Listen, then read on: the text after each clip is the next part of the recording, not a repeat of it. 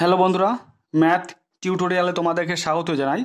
আজকে আমি এই ভিডিওতে আলোচনা করব দশম শ্রেণীর বাংলার মডেল অ্যাক্টিভিটি টাস্কের পার্ট 1, পার্ট 2 আর পার্ট 3।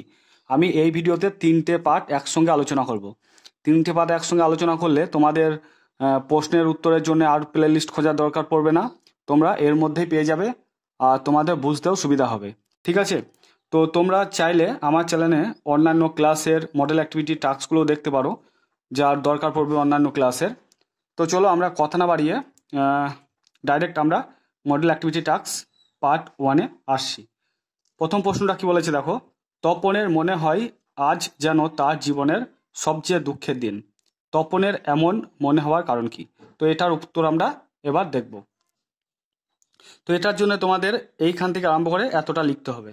ঠিক আছে, তার আগে তোমাদের যে কথাটা লিখতে হবে যে উদ্ধৃত অংশটি, মানে উদ্ধৃত লাইনটি, যে লাইনটা দেওয়া আছে তপনের মনে হয় আজ তার জীবনের সবচেয়ে দুঃখের দিন, এই লাইনটি দেখো, এই লাইনটি নেওয়া হয়েছে কোথা থেকে না, প্রখ্যাত শিশু সাহিত্যিক আশাপূর্ণা দেবীর জ্ঞানচক্ষু থেকে নেওয়া হয়েছে। তো প্রথমে কি লিখবে, উদ্ধৃত অংশটি প্রখ্যাত শিশু সাহিত্যিক আশাপূর্ণা দেবীর রচিত জ্ঞানচক্ষু গল্প থেকে নেওয়া হয়েছে। দিয়ে প্যারা চেঞ্জ করে লিখবে, শিশু মন কমল সামান্য আঘাত পেলেই তারা ভীষণভাবে মুচড়ে পড়ে। এক্ষেত্রেও তাই ঘটেছে। ছোট্ট তপন লেখক সম্পর্কে সব কৌতূহলের শেষ হয় নতুন মেসোকে দেখে। অনুপ্রাণিত তপন একটি গল্প লেখে। সেই গল্প মাসির পীড়াপিড়িতে মেসোর হাত ধরে সন্ধ্যাতারায় পত্রিকায় ছাপা হয়। স্বাভাবিক কারণে তপন উৎফুল্ল হয়ে ওঠে। নানান বিরূপতা সত্ত্বেও সে গর্ববোধ করে, কিন্তু তার গর্ব মাটিতে মিশে যায় গল্পটি পড়ার সময়। সে দেখে প্রকাশিত গল্পে তার লেখার লেশ মাত্র নেই, কারণ গল্পটার সামান্য কারেকশনের নামে পুরোটাই বদলে গিয়েছিল। এতে তপনের লেখক সত্তা অপমানিত হয়, তার চোখে জল এসে যায়। এই কারণে দিনটিকে তার সবচেয়ে দুঃখের মনে হয়। তো তোমাদের এতটা লিখতে হবে, আর তার আগে যে কথা দুটো বললাম সেই কথাটা লিখতে হবে, সেই লাইন দুটো কি লিখবে, উদ্ধৃত অংশটি প্রখ্যাত শিশু সাহিত্যিক আশাপূর্ণা দেবীর রচিত জ্ঞানচক্ষু গল্প থেকে নেওয়া হয়েছে, দিয়ে এইটুকু লিখে দেবে। ওকে, তারপর দেখো কি বলেছে, তারপর বলেছে যে আমাদের ইতিহাস নেই, এই উপলব্ধির মর্মার্থ লেখো। তো এটার উত্তর আবার তোমাদের আমি দেখাবো। তো উত্তরটার জন্য তোমাদের এইখান থেকে আরম্ভ করে পরের পেজে কিছু আছে দেখাচ্ছি, ততটা তোমাদের লিখতে হবে। লিখতে হবে উদ্ধৃত অংশটি কবি শঙ্কু ঘোষের লেখা আই আরো বেঁধে বেঁধে থাকি কবিতার অন্তর্গত। দেশকাল নির্বিশেষে সমগ্র পৃথিবীর আপামর জনসাধারণের প্রসঙ্গে কবি উদ্ধৃত অংশটি লিখেছেন। প্যারা চেঞ্জ করে লিখবে, বর্তমানে এক ভয়ঙ্কর প্রতিকূলতার মধ্য দিয়ে আমরা চলেছি। আমরা গৃহহারা, এমনকি ধ্বংসের হাত থেকে শিশুদের রক্ষা করতেও অপারগ। আমাদের বাঁচার আর পথ নেই। যুগে যুগে আমরা সাধারণ মানুষরা বঞ্চিত হয়েই চলেছি। আরও কয়েকটা লাইন আছে, সেটা তোমাদেরকে দেখাচ্ছি। তারপরে লিখতে হবে, আমাদের এই উপেক্ষা আর বঞ্চনার ইতিহাস কোথাও লেখা নেই, কারণ ইতিহাস নিয়ন্ত্রিত হয় ক্ষমতাবানদের দ্বারা। আসলে জীবনমৃত মানুষের অস্তিত্বটাই যেন তুচ্ছ, সেখানে চিরকাল অবজ্ঞা আর উপেক্ষায় তার প্রাপ্য। তাই সাধারণ মানুষ হয় ইতিহাসহীন, নয় অস্পষ্ট ইতিহাসের আড়ালে থাকা বিস্মৃত তাচ্ছিল্যের সামগ্রী। তো তোমাদের এতটা লিখতে হবে। ওকে, এরপর আমরা নেক্সট প্রশ্নে আসছি। দেখো পরের প্রশ্নটা কি বলেছে, দেখো এলো মানুষ ধরার দল, তাদের আগমনের আগে আফ্রিকার স্বরূপ কেমন ছিল? তো আমরা উত্তরটা দেখব। দেখো আমি এটা খাতায় লিখেছি নোটস আকারে। উদ্ধৃতাংশটি বিশ্বকবি রবীন্দ্রনাথের লেখা আফ্রিকা কবিতা থেকে গৃহীত। মানে যে লাইনটার কথা বলা হয়েছে, এই এলো মানুষ ধরার দল, এটা বিশ্বকবি রবীন্দ্রনাথের লেখা আফ্রিকা কবিতা থেকে গৃহীত। তো তোমরা যখনই উত্তর লিখবে, বড় উত্তর, তখন তোমরা কোথা থেকে নেওয়া হয়েছে, লেখক বা কবির নাম তোমাদের কিন্তু লিখতে হবে, আর তোমরা লিখবেও। এবার দেখো কি বলেছি, সৃষ্টির সময় থেকেই আফ্রিকা ঘন পাতায় বড় বড় গাছের দ্বারা আবৃত ছিল। কবি বলেছেন আফ্রিকার বুকে জমানো এই সব বনস্পতি আফ্রিকার পাহাড়দার বা রক্ষক ছিল। এই গভীর অরণ্যর নিবিড় পাহারায় আপন সৃষ্টিতে ডুবেছিল আফ্রিকা। আফ্রিকার ঘন গভীর অরণ্য ভেদ করে সূর্যের আলো প্রবেশ করতে পারে না। তাই কবি ব্যঞ্জনায় সূর্য যেন সেখানে কৃপণ। আফ্রিকার অরণ্য ঘন সবুজ পাতার গাছ আফ্রিকাকে ছায়ার আশ্রয় দিয়েছে। তাই এই মহাদেশের ঐতিহ্য ও সম্পদ চিরকালই তথাকথিত সভ্য মানুষের কাছে আঁধারে থেকে গিয়েছে। আফ্রিকার প্রকৃতি গোটা বিশ্বের কাছে ঘোমটা ঢাকা নারীর মতো রহস্যময় ছিল। তো তোমাদের এটা লিখতে হবে, তোমরা ভিডিওটা থামিয়ে পুরোটা লিখে নাও। ওকে, এরপরে 4 নম্বর কোশ্চেনটা কি বলেছে দেখো, সব মিলিয়ে লেখালেখি রীতিমতো ছোটোখাটো একটা অনুষ্ঠান, প্রবন্ধ অনুসরণে মন্তব্যটি বিশ্লেষণ করো। তো এটার জন্য তোমাদের আমি খাতার মধ্যে উত্তরটা লিখেছি। দেখো,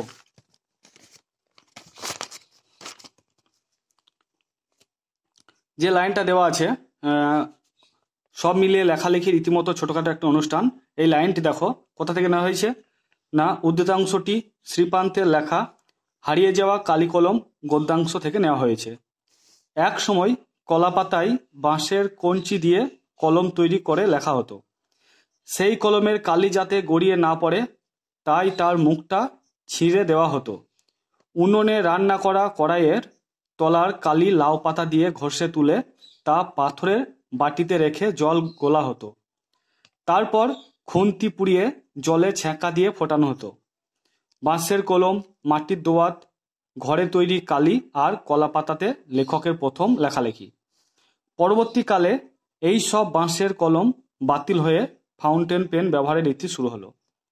ফাউন্টেন পেনের জন্য ছিল বিদেশি কালি, রকমারি নিব ও হ্যান্ডেল। ফাউন্টেন পেনকে প্ল্যাটিনাম, সোনা ইত্যাদি দিয়ে মুড়ে দেওয়া হতো। এই পর্যায়ে দোয়াত কলম হয়ে গেল ঘর সাজানোর আসবাব। লেখালেখি এভাবে এক অনুষ্ঠান হয়ে উঠেছিল। ঠিক আছে, তো তোমাদের এইটুকুই লিখতে হবে। ওকে, এরপর আমরা নেক্সট প্রশ্নে আসছি। দেখো, এবার 5 নম্বর প্রশ্নটা কি বলেছে দেখো, সব চূর্ণ হয়ে গেল জ্বলে গেল আগুনে, কবিতা অনুসরণে পরিস্থিতির বিবরণ দাও। তো এটার উত্তর এবার তোমাদেরকে আমি দেখাবো। তো তোমাদের এইখান থেকে এতটা লিখতে হবে। কি লিখবে না, দেখো, প্রশ্নোদ্ধৃত অংশটি পাবলো নেরুদার অসুখী একজন কবিতা থেকে গৃহীত। আগ্নেয় পাহাড়ের মতো রক্তক্ষয়ী যুদ্ধের লেলিহান আগুন সমতলকেও গ্রাস করেছিল। কবির শৈশবের স্মৃতি বিজড়িত মিষ্টি বাড়িটিও যুদ্ধের নির্মম আঘাতে ধ্বংস হয়েছিল। তার বারান্দার ঝুলন্ত বিছানা, গোলাপি গাছ, ছড়ানো করতলের মতো পাতা, চিমনি ও প্রিয় প্রাচীন জলতরঙ্গ এইসব চূর্ণ হলো, সম্পূর্ণ ভস্ম হলো আগুনে। অর্থাৎ কবির আশ্রয় ও অস্তিত্বের একমাত্র প্রতীকচিহ্নটিও যুদ্ধের নিষ্ঠুর ধ্বংসলীলার নিশ্চিহ্ন হয়েছিল। তো তোমাদের এটাই লিখতে হবে। এবার দেখো নেক্সট 6 নম্বরটা কি বলেছে, অনুক্তকর্তা বলতে কি বোঝো। তো এটার জন্য উত্তর আমি এখানে লিখেছি। দেখো, অনুক্তকর্তা কাকে বলে, লিখবে যখন কোনো বাক্যে কর্তা প্রধানভাবে উক্ত হয় না তখন তাকে অনুক্তকর্তা বলে।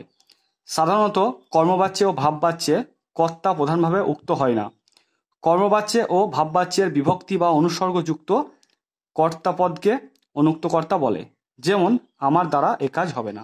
তো তোমাদের এটা লিখতে হবে। তারপরে 7 নম্বরটা কি বলেছে দেখো, অকারক পদ কয় প্রকার ও কি কি। দেখো, অকারক পদ 2 প্রকার, একটা হচ্ছে সম্বন্ধ পদ আর একটা হচ্ছে সম্বোধন পদ। ঠিক আছে, তারপর দেখো কি বলেছে, তির্যক বিভক্তি কাকে বলে। উত্তর দেখো, যে বিভক্তি একাধিক কারকে প্রযুক্ত হয় তাকে তির্যক বিভক্তি বলে। যেমন, এ বিভক্তিটি বিশেষত অধিকরণ কারকের বিভক্তি চিহ্ন হলে যে কোনো কারকেই প্রযুক্ত হয়ে যে কোনো পদকেই তির্যকভাবে অন্বিত করাই একে তির্যক বিভক্তি বলে। ঠিক আছে, তো তোমাদের এইটুকু লিখতে হবে, তির্যক বিভক্তি কাকে বলে। তো এইটুকু লিখলেই হবে, কোনো অসুবিধা নেই। আবার অনুক্তকর্তার ক্ষেত্রে এইখান থেকে আরম্ভ করে এতটা লিখলে হবে। আমি এগুলো একটু করে ব্যাখ্যা বলেছি। ঠিক আছে, তো বন্ধুরা আমরা অ্যাক্টিভিটি টাস্ক 1টা দেখলাম, এবার আমরা মডেল অ্যাক্টিভিটি টাস্ক 2টা দেখব। ওকে, তো দেখতে পাচ্ছ এটা হচ্ছে মডেল অ্যাক্টিভিটি টাস্ক পার্ট 2। প্রশ্নগুলো দেখো, এক একটা কি বলেছে, ঠিক উত্তরটি বেছে নিয়ে লেখো। এখানে 4টে অপশন দেওয়া আছে, যে কোনো একটা হবে। 1.1 কি বলেছে দেখো, তপন গভীরভাবে সংকল্প করে। কি সংকল্প করে না, তপন নিজে গিয়ে লেখা জমা দেবে। ঠিক আছে, তাহলে তোমরা পুরো বাক্যে লিখবে 1.1 দিয়ে লিখবে তপন গভীরভাবে সংকল্প করে তপন নিজে গিয়ে লেখা জমা দেবে। 1.2 দেখো, ডুবেছিল ধ্যানে, কত দিনের ধ্যান? না 1000 বছর। তারপর দেখো, আদিতে ফাউন্টেন পেনের নাম ছিল রিজার্ভার পেন। তারপর 1.4টা কি বলেছে দেখো, যে কর্তা অন্যকে দিয়ে কাজ করায় সে হলো প্রযোজক কর্তা। ঠিক আছে, এবার 2.1টা কি বলেছে দেখো, কে কার বুকের থেকে আফ্রিকাকে ছিনিয়ে নিয়েছিল। তো এটা উত্তর এবার আমরা দেখব। দেখো, তোমাদের এইখান থেকে এতটা লিখতে হবে। কি লিখবে? আফ্রিকা কবিতা অনুসারে স্রষ্টা নিজের সৃষ্টির প্রতি অসন্তুষ্ট হয়ে যখন বারবার প্রাকৃতিক পটভূমির বদল ঘটাচ্ছিলেন, সেই সময় উতাল সমুদ্র পৃথিবীর পূর্বভাগ থেকে আফ্রিকাকে ছিনিয়ে নিয়ে গিয়েছিল। তো তোমাদের এই 3 লাইন লিখতে হবে। ওকে, তারপর দেখো পরের প্রশ্নটা কি বলেছে, ক্যালিওগ্রাফিস্ট কাদের বলে। তো এবার আমরা 2.2 এর উত্তরটা দেখব। দেখো, তোমাদের এইখান থেকে এতটা লিখতে হবে, ক্যালিওগ্রাফিস্ট কাদের বলে। উত্তরটা কি না, দেখো, হারিয়ে যাওয়া কালিকলম প্রবন্ধ অনুসারে মধ্যযুগে এবং তার পরবর্তীকালে যারা ছিলেন ওস্তাদ কলমবাজ বা লিপিকুশলী, যে সমস্ত লিপিকরদের লেখা পুঁথি দেখলে চোখ জুড়িয়ে যায়, তাদের বলা হতো ক্যালিওগ্রাফিস্ট। ঠিক আছে, তো তোমাদের এই 3 লাইন লিখতে হবে। এরপর আমরা পরের প্রশ্নে আসছি। দেখো, এবার 2.3টা কি বলেছে, বিকেলে চায়ের টেবিলে ওঠে কথাটা, কোন কথা? তো এটার উত্তর এবার আমরা দেখব। তো উত্তরটার জন্য তোমাদের এইখান থেকে আরম্ভ করে এতটা লিখতে হবে। কোন কথা উঠেছিল টেবিলে চায়ে? দেখো, জ্ঞানচক্ষু গল্পে তপন লেখক মেশোকে দেখে অনুপ্রাণিত হয়ে একটি গল্প লেখে তার স্কুলে ভর্তি হওয়ার দিনের অভিজ্ঞতা নিয়ে। গল্পটা কি লিখেছিল না, স্কুলে ভর্তি হওয়ার দিনের অভিজ্ঞতা নিয়ে একটি গল্প লিখেছিল। তা ছোট মাসির হাতে পড়ে এবং মাসি তা নিয়ে বেশ হইচই করে তার লেখক স্বামীকে গল্পটি দেখায়। তার স্বামী গল্প দেখে তপনকে ডেকে তার গল্পের প্রশংসা করেন এবং সামান্য কারেকশন করে দিলে তা ছাপার যোগ্য এ কথাও বলেন। মাসির অনুরোধে মেশো তপনকে কথা দেন সন্ধ্যা তারায় গল্প ছাপিয়ে দেবেন। কার গল্প ছাপিয়ে দেবেন বলো তো? তপনের। এই কথাটাই চায়ের টেবিলে উঠেছিল। ঠিক আছে, তো তোমরা বুঝতে পারলে তোমাদের কোনটা লিখতে হবে। ওকে, এরপর আমরা নেক্সট প্রশ্নে আসি। দেখো, পরের প্রশ্নটা কি বলেছে দেখো, সম্বন্ধ পদকে কারক বলা যায় কিনা কারণ সহ লেখো। তো উত্তরটা দেখো, সম্বন্ধ পদের সঙ্গে বাক্যস্থিত সমাপিকা ক্রিয়ার প্রত্যক্ষ সম্পর্ক থাকে না বলে সম্বন্ধ পদকে কারক পর্যায়ভুক্ত করা হয় না। তাহলে সম্বন্ধ পদকে আমরা কারক বলতে পারি না। কেন বলতে পারি না? কারণ সম্বন্ধ পদের সঙ্গে বাক্যস্থিত সমাপিকা ক্রিয়ার প্রত্যক্ষ সম্পর্ক থাকে না।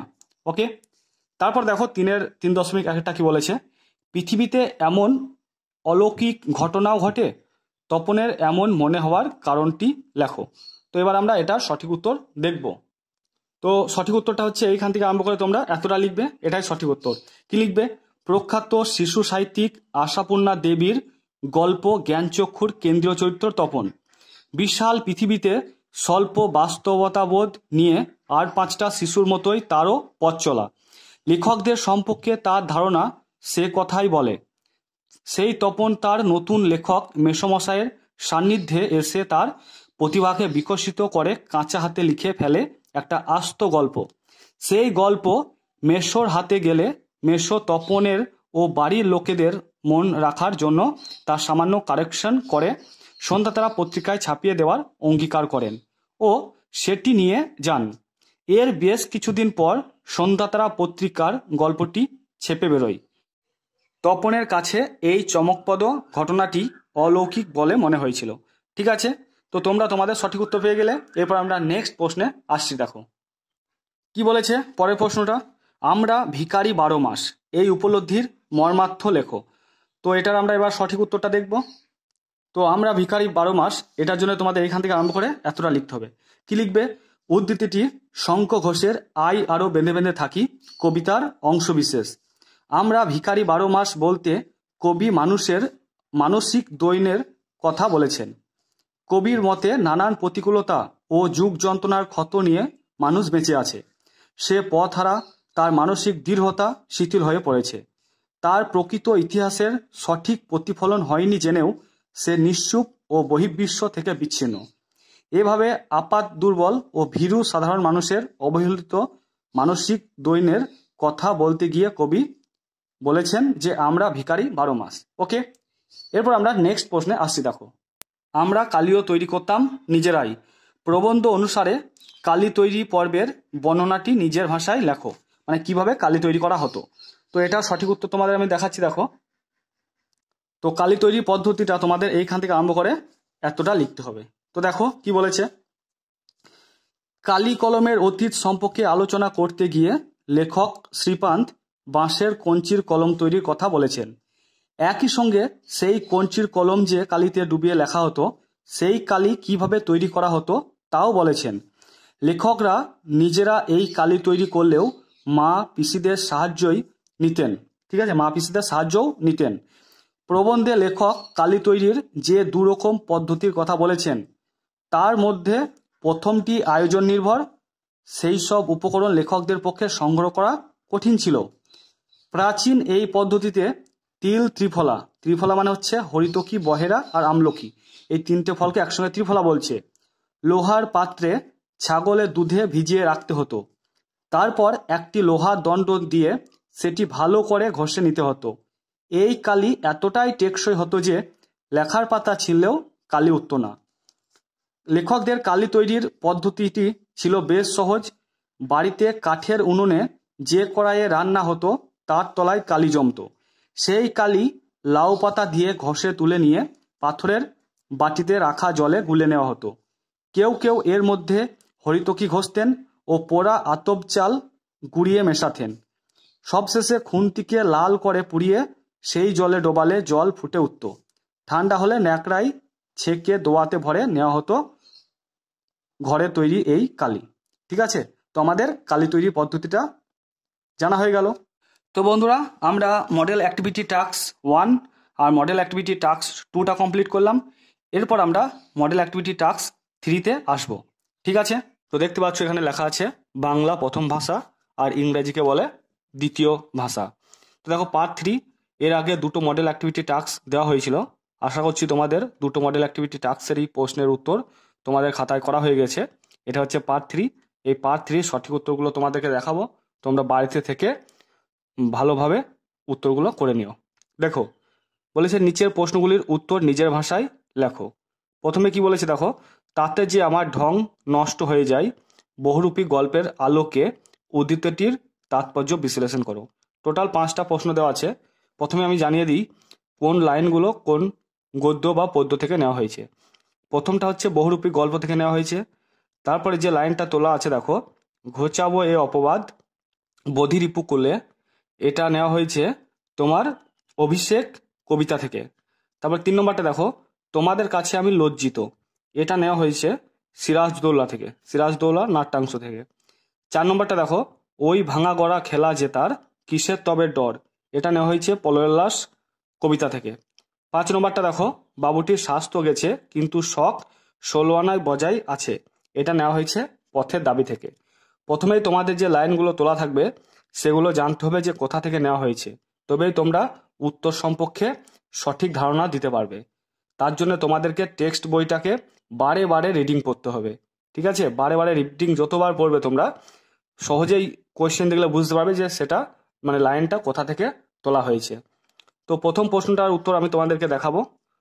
প্রশ্নটা কি ছিল, তাতে যে আমার ঢং নষ্ট হয়ে যায় বহুরূপী গল্পের আলোকে উদ্ধৃতিটির তাৎপর্য বিশ্লেষণ করো। আর একটা কথা তোমাদেরকে বলে দিই, যখন 3 নম্বর বা 5 নম্বরের প্রশ্ন থাকবে বাংলা লেখার সময় যে স্টাইলটা হচ্ছে সেটা হচ্ছে প্রথমেই লিখে দেবে যে উদ্ধৃত অংশটি কার লেখা, কোন কবিতা বা কোন গদ্য থেকে নেওয়া হয়েছে। যেমন এটা দেখো বহুরূপী গল্প থেকে নেওয়া হয়েছে, প্রথমে লিখে দেবে তোমরা যে উদ্ধৃত অংশটি সুবোধ ঘোষের লেখা বহুরূপী গল্প থেকে নেওয়া হয়েছে। কি বললাম, উদ্ধৃতাংশটি সুবোধ ঘোষের লেখা বহুরূপী গল্প থেকে নেওয়া হয়েছে দিয়ে শুরু করবে। তাই দেখো এটার উত্তর আমি দেখাচ্ছি। এটার উত্তর হচ্ছে এটা। দেখো, তাতে যে আমার ঢং নষ্ট হয়ে যায়, এটা প্রশ্ন দেওয়া আছে। তো প্রশ্ন তো বলেন তোমাদেরকে, তোমাদের বলেছে এই লাইনটার মানে কি। তো এই লাইনটার মানে তো এর মধ্যেই ভরা আছে। তো দেখো তোমরা লিখবে উদ্ধৃতাংশটি বা উদ্ধৃত লাইনটি সুবোধ ঘোষের লেখা বহুরূপী নাট্যাংশ, বহুরূপী গল্প থেকে, নাট্যাংশ নয়, বহুরূপী গল্প থেকে নেওয়া হয়েছে। তারপর লিখবে উদ্ধৃতাংশে বিরাগী সন্ন্যাসীর ছদ্মবেশে হরিদাকে তার যে আচরণ আত্মস্থ করতে হয়েছিল তাকে ঢং বলা হয়েছে। হরিদা জগদীশবাবুর বাড়িতে এমন একজন বিরাগী সন্ন্যাসী সেজে গিয়েছিলেন যিনি সমস্ত পার্থিব বস্তুর প্রতি উদাসীন। এহেন সন্ন্যাসী যদি সামান্য 101, দেখো পরে 101 তোমার টাকা লোভ সংবরণ করতে না পারেন, তবে বিরাগীর আচরণের সঙ্গে তার বক্তব্যের কোনো সাদৃশ্য থাকবে না। সম্পূর্ণ অভিনয়টি মাঠে মারা যাবে। একেই ঢং নষ্ট হয়ে যাওয়া বলা হয়েছে। আসলে এক্ষেত্রে বহুরূপী হরিদার আচরণে তার স্বরূপটি প্রকাশ পেয়েছিল। তো তোমাদের এতগুলো লাইন বা এতগুলো কথা তোমাদেরকে লিখতে হবে। আশা হচ্ছে তোমাদের বোঝা গেছে। তারপর দেখো 2 নম্বরটা বলেছে, ঘুচাবো এ অপবাদ বোধির উপকূলে। বক্তাকে কোন অপবাদের কথা তিনি বলেছেন, উক্ত অপবাদ ঘোচানোর জন্য তিনি কিভাবে প্রস্তুত হলেন। এই প্রশ্নটার উত্তরে প্রথমে লিখবে উদ্ধৃত অংশটি মাইকেল মধুসূদন দত্তের রচিত তোমার অভিষেক কাব্যাংশ থেকে নেওয়া হয়েছে। এখানে বক্তা হলেন ইন্দ্রজিৎ। ওকে, তো প্রথমটার উত্তর পেয়ে গেলে তারপরে মানে প্রথমেই এইভাবে তোমরা একটা দাগ দেবে, দিয়ে উত্তরটা লিখবে উদ্ধৃতাংশটি মাইকেল মধুসূদন দত্তের রচিত অভিষেক কাব্যাংশ থেকে নেওয়া হয়েছে। এখানে বক্তা হলেন ইন্দ্রজিৎ। তো প্রথমটা হয়ে গেল।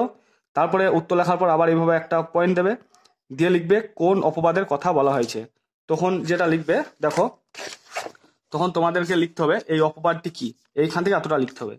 লিখবে যে অপবাদটি হলো, বা ডাইরেক্ট এটা লিখে দিতে পারো, কোনো অসুবিধা নেই, রামচন্দ্রের হাতে লঙ্কার আক্রান্ত হওয়া ও প্রিয়ানুজ বীরবাহুর মৃত্যুকালে মেয়েদের মাঝে প্রমোদনের সময় কাটানো এবং কর্তব্যের গাফিলতিকেই ইন্দ্রজিৎ অপবাদ বলেছেন। এটা হচ্ছে অপবাদ। এবার তার পরের পয়েন্টটা কি বলেছে দেখো, যে উক্ত অপবাদ ঘোচানোর জন্য তিনি কিভাবে প্রস্তুত হলেন। তো এটা উত্তর তোমাদেরকে দেখাচ্ছি, দেখো। তো সেটার জন্য লিখবে এইখান থেকে আরম্ভ করে এতটা লিখবে যে বক্তা ইন্দ্রজিৎ প্রভাসা রাক্ষসীর বেশধারিণী লক্ষ্মী দেবীর মুখে ভাইয়ের মৃত্যু সংবাদ এবং রাবণের যুদ্ধ প্রস্তুতির কথা শুনে দ্রুত প্রমোদ উদ্যান ত্যাগ করে লঙ্কার যাত্রা করতে উদ্যত হলেন। যখন তিনি বুঝলেন স্বর্ণলঙ্কার ঘোরতর দুর্দিনে তিনি নারীদের মাঝে বিলাস ব্যসনে মত্ত, তখন তিনি নিজেকে ধিক্কার জানালেন এবং শত্রুকুলে নিধন করবার প্রতিজ্ঞা করে সকল অপবাদ ঘোচাবেন বলে দৃঢ় সংকল্প নিলেন। তিনি এইভাবেই ঘোচাতে চেয়েছেন। ওকে, তার জন্য প্রস্তুত হলেন। তারপর দেখো কি বলেছে, দেখো 3 নম্বরটা, যে তোমাদের কাছে আমি লজ্জিত। বক্তা কাদের কাছে কেন লজ্জিত তা সিরাজদৌল্লা নাট্যাংশ অনুসরণে আলোচনা করো। তো দেখতে পাচ্ছ এটা হচ্ছে সিরাজদৌল্লা থেকে নেওয়া হয়েছে। তো এটা সঠিক উত্তর তোমাদেরকে দেখাচ্ছি। তার জন্য তোমরা এটা লিখবে, দেখো তোমাদের কাছে আমি লজ্জিত, কে কাদের কাছে লজ্জিত, লজ্জা পাওয়ার কারণটা কি, এইখান থেকে আরম্ভ করে এতটা তোমাদেরকে লিখতে হবে। দেখো তোমাদেরকে পরপর বলে দিচ্ছি। লিখবে আমাদের পাঠ্য শচীন্দ্রনাথ সেনগুপ্তের সিরাজদৌল্লা নাট্যাংশের 2য় অঙ্কের প্রথম দৃশ্যে রাজ দরবারে ফরাসি প্রতিনিধি মসিয়ে লা সহ সমস্ত ফরাসিদের কাছে নিজের অক্ষমতার জন্য নবাব স্বয়ং লজ্জিত বলে জানিয়েছেন। তারপর লিখবে ইংরেজ, ডাচ, পর্তুগিজদের মতো ফরাসিরাও দীর্ঘকাল বাংলাদেশে বাণিজ্য করেছে। উপনিবেশিক প্রতিযোগিতা থাকায় আন্তর্জাতিক ক্ষেত্রে ইঙ্গো ফরাসি দ্বন্দ্ব সর্বজন বিদিত। বাংলাতেও সেই শত্রুতা থাকবে, এটাই স্বাভাবিক ছিল। কিন্তু নবাবের সুনজরে থাকার জন্য ফরাসিরা নিরুপদ্রবেই ছিল। ঘরে বাইরে নবাব নানান সমস্যায় জর্জরিত থাকার সুযোগে ইংরেজরা চন্দ্রনগর আক্রমণ করে ফরাসিদের বাণিজ্য কুটি নিজেদের অধিকারে আনেন এবং গোটা চন্দননগরে অধিকার নবাবের কাছে দাবি করেন। ফরাসিরাও নবাবের সাহায্য প্রার্থনা করে আবেদন জানান। নবাবের কলকাতা জয় ও শৌকত জঙ্গের সঙ্গে সংগ্রামে অর্থবল ও লোকবল কমে আসে। মন্ত্রিমণ্ডলও যুদ্ধের পক্ষপাতী ছিল না। সমস্যা জর্জরিত সম্রাট নতুন করে আর ইংরেজদের সঙ্গে বিবাদে জড়াতে চাননি। নবাবের এই অক্ষমতার জন্য ফরাসিদের কাছে তিনি লজ্জিত। আশা হচ্ছে তোমাদের সঠিক উত্তর তোমরা পেয়ে গেছো। তারপরের প্রশ্নে আসছি, দেখো তারপরের প্রশ্নে বলেছে ওই ভাঙা গড়া খেলা জেতার কিসের তবে ডর। কবির এই মন্তব্যটি কোন ইঙ্গিতবাহী। তো এটা নেওয়া হয়েছে পোলোল্লাস থেকে। তো তোমাদেরকে আমি এটা সঠিক উত্তর দেখাচ্ছি। তো 4 নম্বর প্রশ্নের জন্য তোমরা এখান থেকে আরম্ভ করে এতটা লিখবে, ঠিক আছে। এই পোলোয়ের কাজই হলো ভাঙা গড়া। তো দেখো কি লিখবে, যে নজরুলের পোলোল্লাস কবিতায় প্রলয়ের এক কাল্পনিক চিত্র অঙ্কিত হয়েছে। এই ভয়ঙ্কর ধ্বংসকারী প্রলয় কালবৈশাখীর মতোই পুরাতন জীর্ণতা দূর করে নতুনের আগমন সূচিত করে। কবি জয়ধ্বনির দ্বারাই তাকে গ্রহণ করেছেন। প্রলয়ের নেশায় পাগল সেই মহাকাল ঔপনিবেশিক শক্তির সিংহদ্বারে আঘাত হেনে দেখো রুদ্ররূপী মহাদেবের মতো বজ্রশিখার মশাল জেলে পরাধীনতার অন্ধকার থেকে ভারতবাসীকে মুক্ত করতে এগিয়ে আসছে। তার কেশের দোলায় আকাশ কেঁপে ওঠে। জ্বালামুখী ধূমকেতু তার দাস, কৃপাণ হাতে সে এগিয়ে আসছে। তার অট্টরোলে বিশ্বস্তম্ভ। এই মহাপ্রলয়ের চোখে দ্বাদশ রবির অগ্নিতেজ। সেই রুদ্রের পিঙ্গল বর্ণের জটার দোলায় সত্র দিগন্ত তার এক বিন্দুর চোখের জলে মহাসিন্ধুর বিশালতা ও তেজ। এই রুদ্ররূপী নটরাজের বাহুর উপরেই বিশ্বমায়ের আসন পাতা। এই মহাপ্রলয় জরাগ্রস্ত ও মুমূর্ষুদের বিনাশ করে নতুন দিশা দেখায়। মহাকালের সারথীর তীব্র চাবুকে ধ্বনিত হয় ঘোড়ার কাঁদন। সেই ঘোড়ার খুরের দাপটে নীল আকাশে উল্কা ছুটছে। অন্ধকার কারাগারের আড়ালে যে দেবতা রূপ বিপ্লবীরা আটকে আছে, এবার তাদের মুক্তি আসন্ন। কবির মতে এই ধ্বংসলীলায় ভীত হওয়ার কিছু নেই, কারণ সে নবীনের বার্তাবহ। প্রাণহীন অসুন্দরকে ধ্বংস করতে ছুটে আসে। এই প্রলয়ের কাজ হলো ভাঙাগোড়া। ঠিক আছে, তো এতটাই তোমাদের লিখতে হবে। আশা হচ্ছে তোমরা বুঝতে পেরেছো। তারপরে প্রশ্ন দেখো, বলেছে বাবুটির স্বাস্থ্য গেছে কিন্তু শখ 16 আনায় বজায় আছে। বাবুটিকে তার স্বাস্থ্য ও 16 আনা শখের পরিচয় দাও। তো এটা কোথা থেকে নেওয়া হয়েছে? না, এটা পথের দাবি থেকে নেওয়া হয়েছে। তো চলো আমরা এটা সঠিক উত্তর দেখাচ্ছি। তো তোমাদের এখান থেকে আরম্ভ করে এতটা লিখতে হবে। দেখো, প্রথমে লিখবে শরৎচন্দ্রের পথের দাবির আলোচ্য অংশে নিমাইবাবুর কথাই বাবুটি হলো ছদ্মবেশী গিরিশ মহাপাত্র। ওকে, এটা হচ্ছে বাবুটিকে। তার শখটা দেখো, গিরিশ মহাপাত্রের মাথার বাহারি ছাঁট, চুলে সুগন্ধি তেল, পরনে রামধনু রঙের জাপানি সিল্কের পাঞ্জাবি ও বিলিতি মখমল, পাড়ে সূক্ষ্ম কালো শাড়ি, পকেটে বাঘ আঁকা রুমাল, পায়ে হাঁটু পর্যন্ত লাল ফিতে দিয়ে বাঁধা সবুজ মোজা ও বার্নিশ করা পাম্প শু, হাতে হরিণের সিংয়ের হাতল দেওয়া বেতের ছড়ি তার শখ বজায়ের পরিচয় দেয়। এটাই হচ্ছে তার 16 আনা শখের পরিচয়। ওকে, তো বন্ধুরা, আমি এই ভিডিওতে তোমাদের বাংলার 3টে মডেল অ্যাক্টিভিটি টাস্ক কমপ্লিট করলাম। ভিডিওটা দেখার পর যদি ভিডিওটা ভালো লাগে তো অবশ্যই ভিডিওটাকে লাইক করো, আর চ্যানেলটা সাবস্ক্রাইব করা না থাকলে অবশ্যই সাবস্ক্রাইব করে দিয়ে পাশে থাকা বেল বাটনটিকে ক্লিক করে রেখো। আর ভিডিওটা পারলে তোমরা বন্ধুদের মধ্যে শেয়ার করতে পারো। ওকে, তো তোমরা সবাই ভালো থেকো, সুস্থ থেকো। Thank you.